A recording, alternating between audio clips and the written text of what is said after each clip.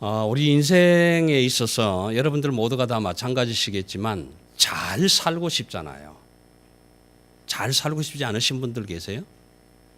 나는 이 말이 이상하지. 안 잘 살고 싶어. 잘 안 살고 싶어. 그냥 나는 잘 살고 싶지 않아. 그러신 분은 아무도 없을 거예요. 다 잘 살고 싶으실 거예요. 저는 목사로서 그런 꿈, 설교를 정말 잘 하고 싶은 꿈이 있었습니다. 그리고 아이들을 잘 가르치고 싶은 꿈이 있었어요. 여기 꿈이라는 것은 우리가 드림, 밤에 자다가 꾸는 그런 꿈만이 아니라 이 속에는 잘이라는 의미가 들어있습니다. 내가 꿈을 꾼다는 것은 잘, 내가 자동차 정비사로 잘 하고 싶다는 이런 것은 꿈이잖아요. 또 내가 선생으로서 아이들을 잘 가르치겠다라는 것은 꿈이라는 거예요. 그 꿈 속에는 잘이라. 그러니까 우리 가정이 잘 살고 싶다. 남편과 아내와 자녀들과 이 땅에서 잘 살고 싶다라고 하는 그 잘이라는 속에는 꿈이라는 게 들어있는 거예요. 희망이라는 게 들어있는 거예요. 저는 목사가 되고 난 이후에 그런 꿈이 좀 있었어요. 설교를 정말 잘 한번 해봤으면 좋겠다. 그렇게 해서 기도를 하면서 늘 듣는 음성은 네가 설교 잘해서 뭐 할 건데? 이런 말씀. 설교 잘해서 네가 뭐 할 건데?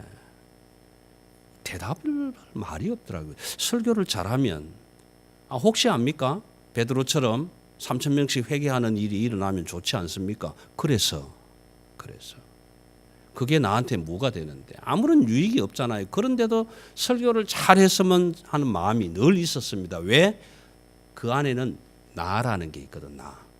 내가 설교를 잘하면 사람들이 많이 모일 수도 있고 신앙적으로 거듭날 수도 있고 교회가 부흥할 수도 있고 성장할 수도 있고 예수를 삐리하게 믿던 사람이 잘 믿을 수도 있고 얼마나 엄청난 좋은 일이 일어날 수 있지 않습니까? 그런데 그 속에 내가 있더라는 게 내가 그래도 이 정도인데 라는 게 있더라는 거예요. 그래서 결국 포기했습니다. 설교 잘하기를 포기를 해버렸습니다. 잘할 수도 없거니와 잘 되지도 않고 하나님이 그런 은혜도 주시지 않은 것 같아요. 그런데 그게 너무너무 저한테 은혜가 되는 거예요. 설교를 잘 못한다는 게 너무 은혜가 되는 거예요. 왜 그러냐 하면요. 여러분 성경을 한번 읽어보십시오. 설교하는 많은 사람들이 있습니다. 특히 신약에 가면 어느 목사든지 아마 닮고 싶은 분이 몇 분 있을 거예요. 첫째, 베드로 같은 사람. 베드로가 설교하니까 3,000명씩 5,000명씩 회개하는 역사가 일어나지 않습니까? 나도 저렇게 설교 한번 해봤으면 좋겠다. 누구나 닮고 싶죠. 바울이 설교하면 어떻습니까? 예수를 안 믿던 사람들도 그냥 막 믿으려고 하고 그림자도 막 그냥 비쳤으면 그런 일들이 일어나지 않습니까? 에베소 같은 경우에서. 그런 모습들을 보면 나도 좀 닮고 싶다. 나도 저렇게 됐으면 싶다. 그런데 사도행전은 7장에 가면 스데반이라는 집사가 나오는데 스데반 설교 참 잘했잖아요. 잘했는데 결과가 뭡니까? 돌에 맞아 죽었습니다. 여러분 기억하세요. 설교를 잘하면 돌에 맞아 죽어요. 그래서 저는 이때 하나님 감사합니다. 이렇게. 왜? 설교를 못하게 해줬으니까 얼마나 감사하냐. 여러분 설교를 잘하면요 죽습니다. 세례 요한. 그럼 기억하세요. 세례 요한 설교 어떻게 했는지 아세요, 여러분? 야, 이 독사의 새끼들아. 그러니 죽죠. 당연히 죽어요. 그럼 저는 설교를 어떻게 하면 하나님의 귀한 여러분이 오셨군요. 그렇게 설교를 하면 은혜가 되고 잘 될 거예요. 여러분 마가복음 6장 잠시만 한번 펴보세요. 마가복음 6장 14절에 보면 세례 요한이요 설교를 이렇게 했습니다. 헤롯 왕 앞에 가서 야 이놈의 헤롯아, 네가 네 동생 빌립의 마누라를 훔쳐갖고 온 것이 제대로 된 거냐? 예이 죽일 놈의 새끼야. 그렇게 설교를 해버렸더니 헤롯이 저거 그냥 놔뒀다고는 안 되겠다. 그래서 죽여버리는 거예요. 그래서 죽여버립니다. 설교 잘하면 죽습니다. 설교는 잘하면 안 돼요.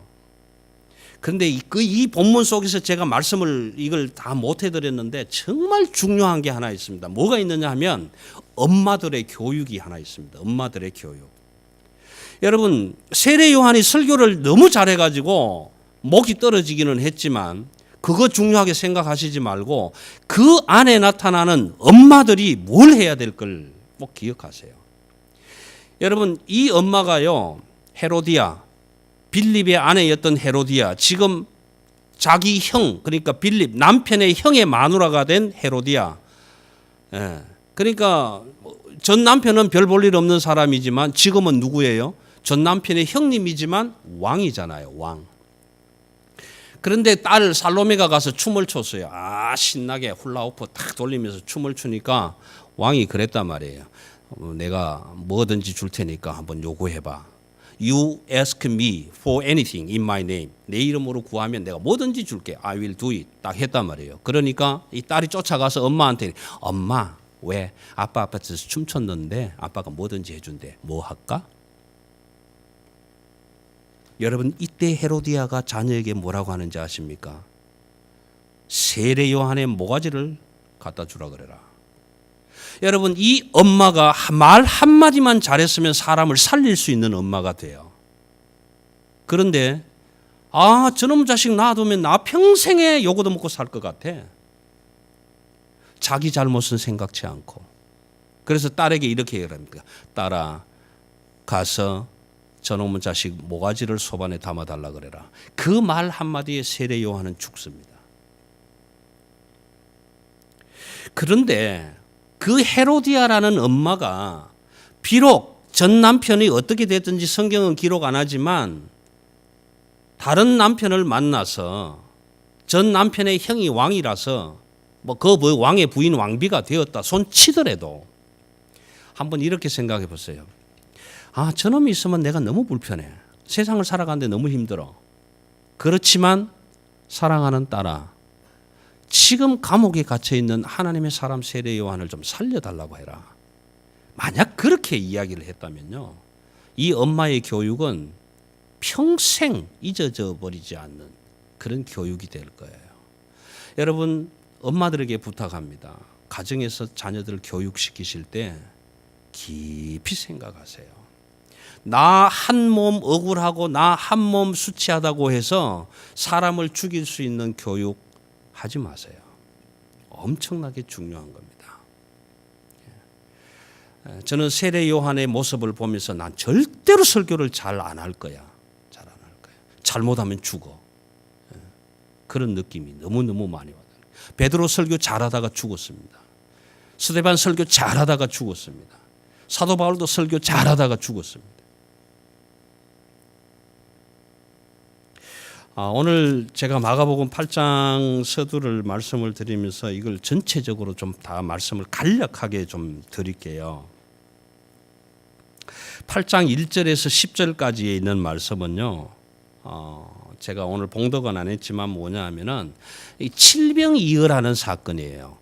우리가 지난번에 오병이어 보리떡 5개와 물고기 2마리를 가지고 5,000명을 먹인 사건의 이야기를 잠시 나누었는데, 그 사건 말고 또 다른 한 사건, 물고기 7마리, 보리떡 7개, 물고기 2마리를 가지고 4,000명을 먹인 사건을 이야기합니다. 10절까지. 근데 그 사건 속에서 뭘 하나 얘기를 하시냐 하면은, 이렇게 내려오면 제가 연결을 시켜 드릴 텐데, 이 무리들은 떡을 먹고 배부른 사람들이에요. 떡을 먹고 배부른 사람들.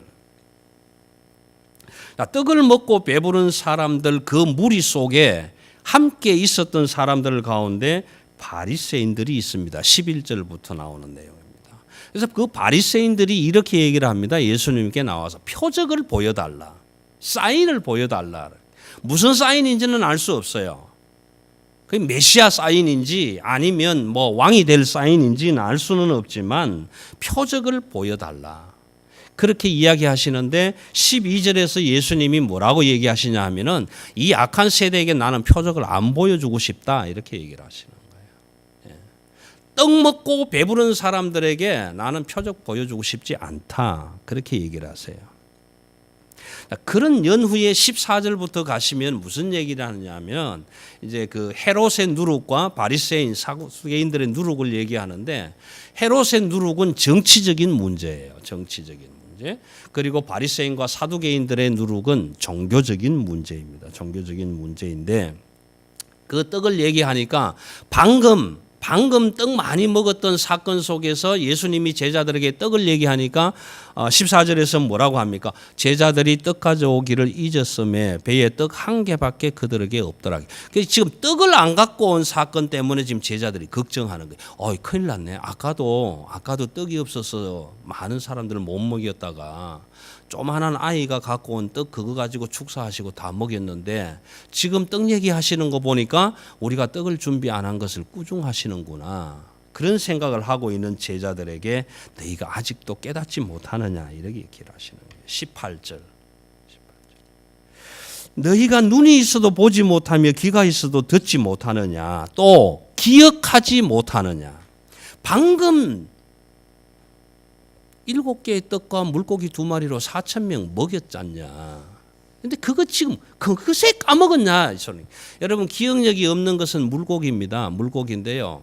낚시 못하는 사람들 좀 각성하셔야 됩니다. 물고기는요. 낚시를 내려놨을 때 딱 물었잖아요. 물고 쫙 올라다가 탁 떨어지지 않습니까? 그러면 물고기가 물속에 딱 들어가면서 이런 얘기합니다. 야 까딱하면 죽을 뻔했다.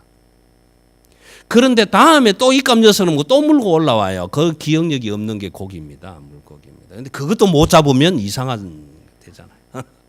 여러분 잘 잡으셔야 됩니다.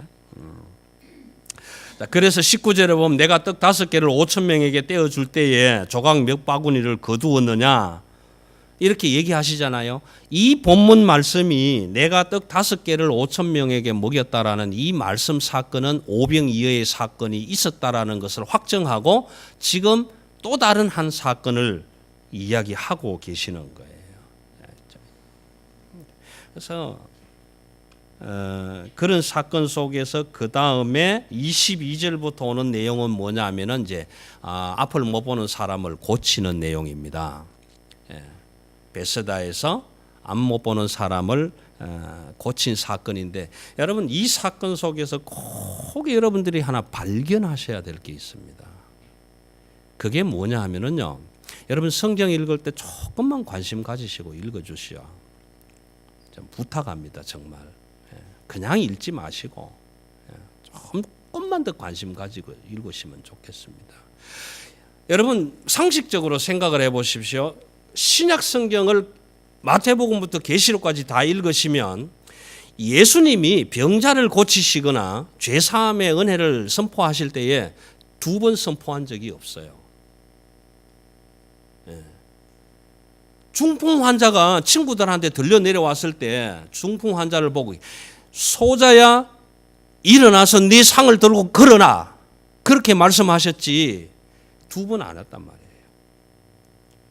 예수님이 언제 안전병이를 일어나라고 하실 때 너 반밖에 못 일어났네 내가 한 번도 안수해 줄게 그런 적이 한 번도 없어요. 성경 읽어보시면 한 번도 못 찾을 거라고요. 예수님이 말씀하시고 선포하실 때는 한 번의 사건이 다 해결이 돼버렸어요. 그런데요 오늘 이 본문 속에서 여러분 하나를 찾으셔야 돼요. 23절에 예수님이 눈을 치료하셨습니다. 여기에 뭐 좀 지저분한 내용이지만 침을 뱉어서 흙을 이겨서 이렇게 눈에 바르시고 했다는데 아주 오랜 옛날에 조선일보 칼럼에 이규태라는 사람이 칼럼을 쓸 때요. 과연 침이 얼마나 효력이 있느냐. 예수님의 침, 사람의 침. 여러분 이 사람의 침은요. 병균을 치료하고 고칠 수 있는 힘과 능력을 가지고 있는 액체입니다. 아주 이거 굉장히 독한 침이에요. 여러분 우리 모기 물리고 이러면 막 침 바르고 이러지 않습니까? 중화시키는 작용도 하고요. 그런 의미를 가지고 있습니다. 가지고 있는데 오늘 제가 이 말씀은 드리고 싶은 것이 아니라 예수님이 그에게 안수하셨습니다. 23절에서 안수하시고 무엇이 보이느냐 이렇게 물으셨어요. 그러니까 뭐라고 합니까? 나무 같은 것들이 걸어가는 것을 보나이다. 나무 같은 것들이 걸어가는 것을 보나이다. 이 말이 뭐냐면 우리말로 바꾸면 긴가민가하다 이런 얘기예요. 아리끼리하다. 보이는 것 같기도 하고 안 보이는 것 같기도 하다라는 거예요. 여러분 한번 생각해 보세요. 이게 지금 보이는 건지 안 보이는 건지 잘 모르겠습니다라는 뜻이란 말이에요. 그러니까 그 다음에 바로 이어지는 게 뭡니까? 25절에서 이에 그의 눈에 다시 안수하시매. 여러분 맹인 한 사람을 놓고 예수님이 안수하는 두 번의 사건이 일어나는 거예요. 두 번의 사건. 첫 번째 안수했는데 어떻다? 잘 안 보였다. 잘 안 보였다. 나무 같은 것이 걸어가는 것이 보였다. 그런데 두 번째 안수를 딱 하고 나니까 그 다음에 뭐라고 합니까? 그가 주목하여 보더니 나아서 모든 것을 어떻게 보았다? 밝히 보았다. 밝히 보았다. 여러분 예수님이 안수를 한 번 하고 두 번 하고가 중요한 것이 아니라 이 친구가 밝히 보게 되었다라는 게 중요합니다. 자, 그리고 오늘 본문으로 들어갈게요. 오늘 본문에 가시면은 이건 너무너무 유명한 본문입니다. 마태복음 16장 13절에서부터도 소개되는 내용인데 굉장히 중요합니다. 자, 보세요. 27절에서 예수님은 이렇게 얘기합니다. 제자들에게 사람들이 나를 누구라고 하느냐? 누구라고 하느냐? 근데 이 질문은 괜찮지요. 마태복음 16장 13절에 가시면은 사람들이 인자를 누구라 하느냐 이렇게 물으세요. 여러분 여기는 마태복음엔 정답이 다 나와 버렸어요. 사람들이 인자를 누구라고 하느냐 그렇게 물으면 물으나 마나잖아요. 대답 답 다 줬는데 사람들이 인자 예수님 하나님의 아들 그렇게 답이 나와야 되잖아요. 그런데 여기서는 사람들이 나를 누구라고 하느냐 조금 질문의 차원이 높아졌습니다. 그런데 대답은 똑같아요. 어떤 사람은 세례 요한이라고 하더라. 어떤 사람은 엘리야라고 하더라. 어떤 사람은 선지자 중에 하나라고 하더라. 자, 여러분 제자들이 제대로 본 겁니까? 안 본 겁니까? 떡을 먹고 배부른 사람들 그 무리들이 나를 보고 누구라고 하더냐?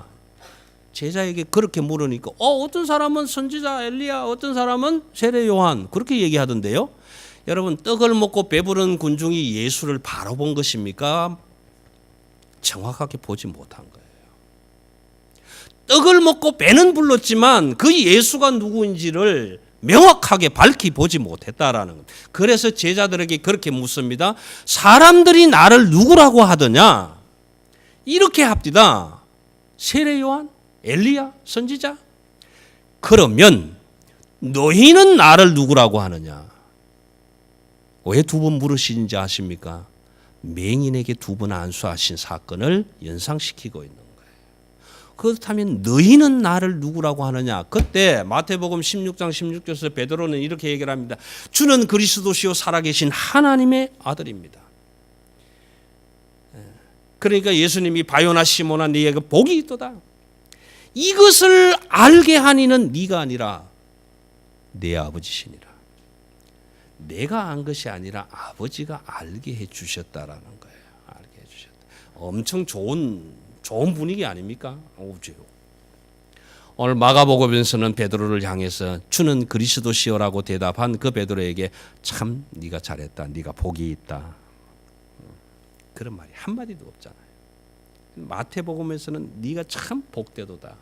그런데 그걸 알게 하신 이는 내 아버지시다라는 거예요. 여기까지는 분위기가 잘 왔습니다. 잘 왔는데 베드로가 주는 그리스도십니다라고 고백을 하니까 이제 예수님이 그 설명을 합니다. 그래, 인자가 고난을 받고 죽임을 당하고 제3일에 살아나야 할 것이다. 부활의 사건을 두 번, 세 번째 지금 말씀을 해 주시고 있는 거예요. 이 이야기를 하자마자 32절에 드러내놓고 이 말씀을 하시니 베드로가 예수를 붙들고 항변하매. 여기에는 별 얘기가 없지 않습니까? 마태복음 16장으로 가시면요, 이런 것이 기록이 돼요. 네가 뒤에 나올 것 같습니다만은 네가 사람의 일을 생각하고 하나님의 일을 생각하지 않는구나.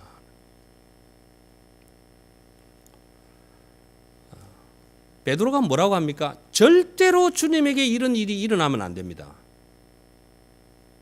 주여 그럴 수 없습니다. 죽으면 안 됩니다. 절대로 그런 일이 일어나면 안 됩니다. 아닙니다라고 얘기를 하는 거예요. 그때에 주님께서 사탄아 내 뒤로 물러가라. 네가 하나님의 일은 생각지 아니하고 사람의 일을 생각하고 있구나. 그렇게 말씀하시는 거예요. 저는 이 본문을 볼 때마다 참 생각나는 일들이 하나 있습니다. 50 시절에 박정희 대통령이 재직 당시에 사실 뭐 그분이 돌아가실 때는 18 years too long, 18년은 너무 길었다라는 타이틀로 나왔지만은 그 전에 우리 박 대통령이 한번 하야할 뜻을 밝혔어요.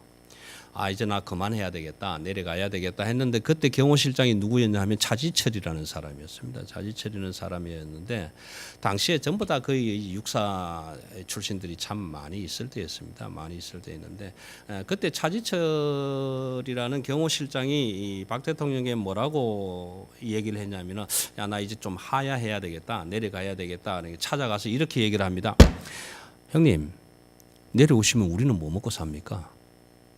그러니까 당신이 이 자리에 있어야 내가 먹고 살 수 있다라는 거예요. 내가 먹고 살 수 있다. 그러니까 내려오면 안 됩니다. 이런 얘기예요. 형님 내려오면 큰일 납니다. 우리 다 죽습니다. 내려오면 안 됩니다. 그거 앉아 계셔야 됩니다. 그런 일이 있은 연후에 김재규 씨를 통해서 뭐 그런 사건이 일어났다고 우리가 알고는 있지만 여러분 오늘 베드로가 지금 그런 주님 큰일 납니다. 죽으면 큰일 납니다. 안 됩니다. 절대로 주님에게 이런 일이 일어나도록 제가 막을 겁니다. 그런 의미라는 거예요. 여러분 한번 보세요. 베드로가 주님을 제대로 보았을까요? 명확하게 보았을까요? 아니에요. 명확하게 보지 못했어요. 왜냐하면 예수님을 제대로 바라보았다면 고난받고 죽어서 부활해야 될 사건은 당연히 일어나야 될 사건입니다. 그렇습니다. 주님. 당신은 그 일을 하셔야 됩니다. 그렇게 바라보아야 돼요. 그래야 명확하게 바라볼 수 있는 거예요. 여러분 묻고 싶습니다. 저와 여러분이 예수 그리스도를 나의 주 나의 하나님으로 믿고 신앙생활을 하실 때에 예수를 떡으로 바라보시면서 믿으십니까? 예수, 그분은 내게 떡을 주시는 분이야. 그분은 내 기업을 번성케 하시는 분이야. 그분은 내 건강을 책임지시는 분이야. 그분은 나의 모든 재정을 책임져 주시는 분이야. 그거 바라보면서 예수 믿습니까? 그러면 여러분 잘못 보셨습니다. 그 예수는 떡을 먹고 배부르는 예수로 바라본다면 잘못 본 것입니다. 지금도 그렇게 바라보신다면 바꾸셔야 됩니다. 그 예수는 나로 하여금 떡 먹고 배부르게 하는 예수가 아니라 고난받고 죽으시고 부활하셔서 나의 영원한 생명을 책임져 주실 예수로 바라볼 수 있어야 됩니다. 그 두 번의 안수, 눈을 뜨고 밝히 바라볼 수 있는 하나님의 은혜 가운데 머물 때 저와 여러분이 정말 제대로 된 하나님의 사람 된 자리에 서게 되는 것입니다. 그런데 오늘 이 세상에 너무 많은 사람들이 예수를 떡으로 바라보고 있습니다. 여러분 한번 생각해 보세요. 예수님이 가지고 있는 떡, 예수님이 가지고 계시는 재물, 예수님이 가지고 있는 건강, 몸이 아픈 사람은 예수님 나 이것 좀 고쳐주세요. 그게 소원이고 간구하는 것이 될 수 있겠지요. 그거 받으면 건강 회복되면 여러분 그렇게 바라보지 마세요. 예수 그리스도는 떡만이 아니고 건강만이 아니고 우리의 삶의 전부가 되시는 분입니다. 그러므로 건강한 것, 오늘 또 떡 주실라나?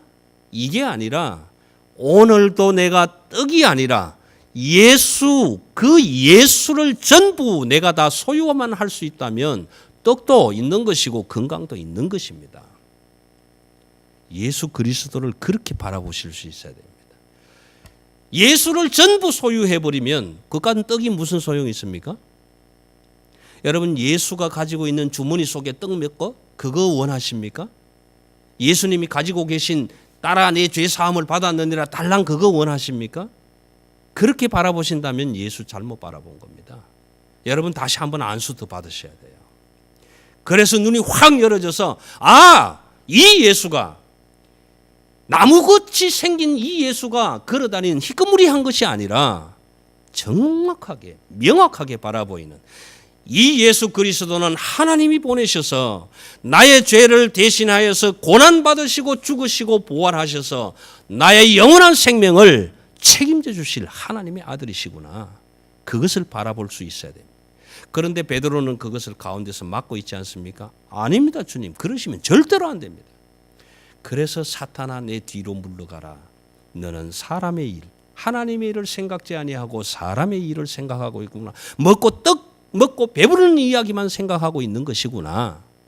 그렇게 말씀해 주시는 거란 말이에요. 여러분 요나서 읽어보셨습니까? 구약 성경의 요나서를 읽어보시면 여러분 마가복음 오늘 본문에는 표적을 안 보이시겠다고 얘기를 하시는데 마태복음과 누가복음을 읽어보시면요. 이 음란하고 악한 세대에 보여줄 표적은 뭐밖에 없다? 요나의 표적밖에는 없다. 그렇게 말씀하시는 거예요. 여러분 요나의 표적은요. 주일학교 아이들도 잘 알아요. 나연이도 요나를 물으면 알 거예요. 물고기 뱃속에 들어간 아이 사람이라고 얘기할 수 있을. 여러분 이 요나는요. 요나의 표적은 뭐냐 하면 이런 것입니다.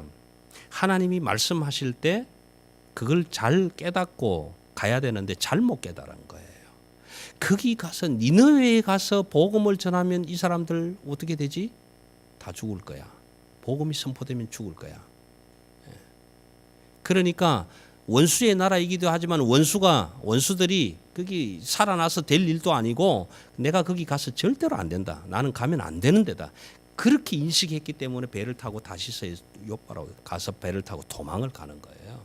희미하게 잘 모르니까 배에까지 따라가서 요나를 붙잡아서 결국은 어떻게 합니까? 배 속에 집어넣죠. 고래배 속에 큰 고기 물 속에 집어넣고 3일 동안 거기서 깨닫게 하시고 다시 토해냄을 받아서 니느웨로 갑니다. 니느웨 가서 이제 복음을 전하고 니느웨에 회개하는 일이 일어나는데 거기까지는 참 좋았습니다. 그런데 마지막이 뭐냐 하면은 이런 게 그 안에 내가라는 게 들어 있었단 말이에요. 요나에게. 말 그대로 요나에게 하나님 그럴 줄 알았습니다. 내가 처음부터 도망 잘 갔는데 왜 따라오셔서 나를 붙잡아 가지고 여기로 보내서 복음을 전하게 해놓고 이거 다 살려주십니까? 나 그럴 줄 알았단 말이에요. 그래서 나 안 오려고 했던 거 아니냐. 내가 어떻게 했는데 내가 가서 3일 길을 다니면서 복음을 전했는데 그럼 곧 내가라는 게 있다라는 거예요. 내가. 그래서 오늘 34절부터 나오는 말씀이 그런 말씀입니다. 하나님의 일을 생각지 아니하고 사람의 일을 생각하는 사람들, 무리들, 제자들을 불러놓고 하시는 말씀이 누구든지 나를 따라오려거든 자기를 부인하고 자기 십자가를 지고 나를 따를 것이니라 라는 거예요. 여러분 제가 서두에 말씀드린 내용이 사실은 그것입니다. 네가 설교를 잘해서 뭐 할 건데 내가 오늘날 많은 목회자들 가운데에서 쓰러지고 넘어지는 사건 하나들이 이런 것입니다. 하나님이 내게 은혜를 주셔서 그게 내가라는 거예요. 내가. 여러분 내가는 아니에요. 하나님이 하시는 거예요. 하나님의 일을 다 잘해놓고 이 일 누가 했지? 내가 해버리면 끝나버리는 거예요. 이 일 누가 했지? 하나님이 하셨습니다. 그래서 자기를 부인하라는 거예요. 자기를 부인하라는 거예요. 그러면 온 천하를 얻고 죽으면 이 말이 무슨 말입니까? 온 천하를 얻을 만큼 다 잘해놓고 이건 누가 했지? 내가. 그러면 끝나는 거예요. 그래서 온 천하를 얻고도 생명을 잃어버리면 못하겠느냐라는 겁니다. 자기를 부인하고 자기 십자가를 지고 나를 따를 것이니라. 여러분 십자가를 이해를 잘 하셔야 됩니다. 십자가는 내가 뭐 다른 사람 때문에 받는 고통 이런 것을 얘기하시는 게 아니에요. 십자가라는 얘기는 그런 이야기가 아닙니다. 여러분 요한복음 6장 26절에 보시면요.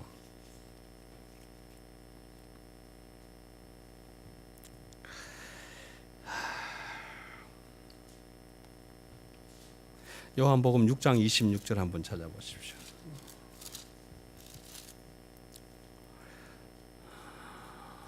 158쪽입니다.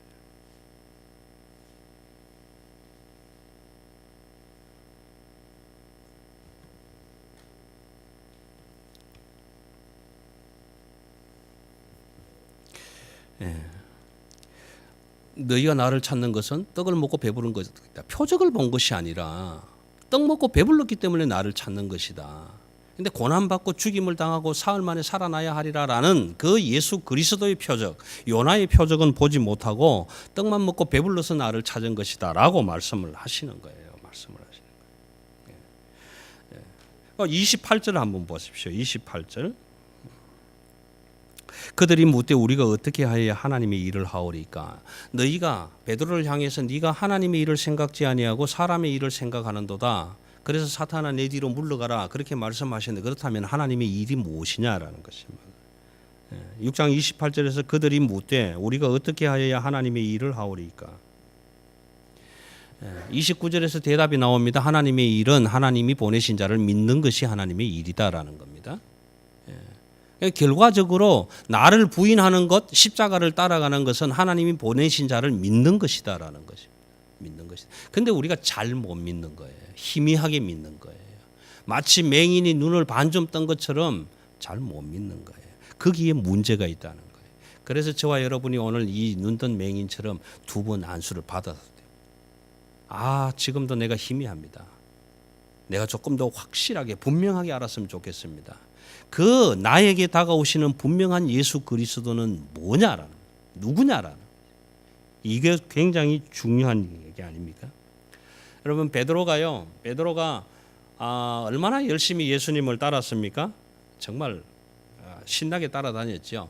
근데 자기를 부인하고 십자가를 지고 나를 따르라. 이렇게 얘기했을 때에 그 아주 부자가 영생을 어떻게 하면 얻을 수 있겠느냐라는 질문과 함께 나오는 게 뭐냐면 마태복음 19장 27절에 보시면 예수님에게 한번 찾아보십시다. 마태복음 19장 27절입니다. 베드로가요 참 아주 멋진 말을 하나 해요. 얼마나 멋진 말이냐 하면 이런 말을 합니다. 이에 베드로가 예수께 말했는데 뭐라고 했냐면 보소서 우리가 모든 것을 버리고 주를 따라 싸운데 그럼 우리가 얻을 게 뭡니까? 여러분 자기를 부인하고 십자가를 지고 예수를 따랐으면 좋겠다고 이야기했는 그 이야기를 들었던 베드로가 주님 내가 다 버렸잖아요. 나도 부인하고 배도 버리고 거물도 버리고 아비도 버리고 다 버리고 따랐잖아요. 그러니 내가 다 버리고 부인하고 따라왔는데 그렇다면 나는 뭘 얻을 것입니까? 여러분 우리는 얻을 거 없습니다. 저와 여러분이 집 팔고 재산 다 팔아서 예수님을 따라와도 얻을 것 없어요. 세상에서는 아무것도 얻을 것 없습니다. 다만 나의 영원한 생명, 내 죄가를 다 속하시고 내게 영원한 생명 주시는 그것 외에는 얻을 게 없어요. 그런데 베드로는 아직도 뭡니까? 내가 어떻게 따랐는데 거물도 버리고 배도 버리고 다 버리고 지금 따라왔지 않냐. 그럼 나한테 뭐 줄 건데요? 뭐 줄 건데?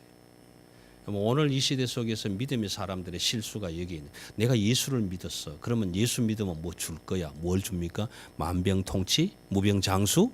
자녀들의 출세? 여러분 아닙니다. 만약에 그걸 보신다면 떡을 먹고 배불러서 찾는 사람들과 전혀 다를 바가 없습니다. 오늘 이 맹인의 두 번의 안수는 이런 의미를 가지고 있고요. 그 두 번의 안수를 통해서 베드로를 향한 예수님의 마음. 사람들이 나를 누구라고 하더냐? 그렇다면 너희는 나를 누구라고 하느냐?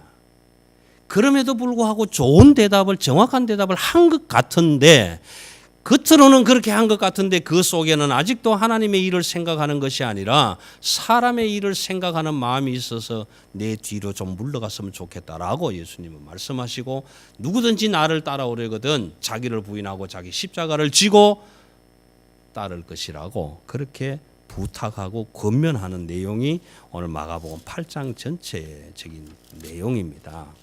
그래서 오늘 저와 여러분이 정말 이 요나의 표적, 요나의 표적을 통해서 우리가 다시 한번 예수님을 바라보는 관점이 좀 바뀌었으면 좋겠다라는 간절한 마음이 있습니다.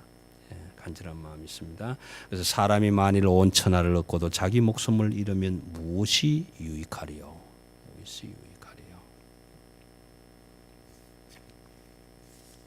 여러분 오늘 이 본문 말씀 속에서 꼭 기억하셨으면 좋겠습니다. 왜 예수님이 다른 데서는 이렇게 하지 않으셨는데 이 두 번의 안수를 하셔서 맹인을 고친 이 이야기가 이 본문 사이에 들어와 있을까? 떡 먹고 배부른 사람의 이야기, 누룩의 이야기 다 있는데 그 사이에 왜 이 맹인을 두 번이나 안수해서 고치는 사건이 기록이 되고 베드로의 고백이 내용이 실려 있을까? 오늘 그 예수님이 나를 바라보시면 뭐라고 말씀하실까? 우리는 그렇게 보면 주는 나의 주 나의 하나님이십니다. 당신은 나의 생명의 주인이십니다. 그렇게 매일 고백하고 기도하고 찬양하고 나아가지만 그 진정한 고백 속에 내 마음속에 들어있는 내가 당신을 따르는 것은 뭔가 세상에서 좀 잘 되기를 바라고 뭔가 자녀들이 좀 출세하기를 바라고 뭔가 사업에서 돈 좀 벌기를 바라고 뭔가 남들보다 좀 뛰어날 수 있으면 그것 때문에 예수를 따라왔다면 지금부터는 바꾸시죠. 그건 아닙니다. 여러분 예수 믿어서 부자 되는 사람 없습니다. 예수 믿어서 암 걸렸다고 다 고침받는 사람들 아닙니다.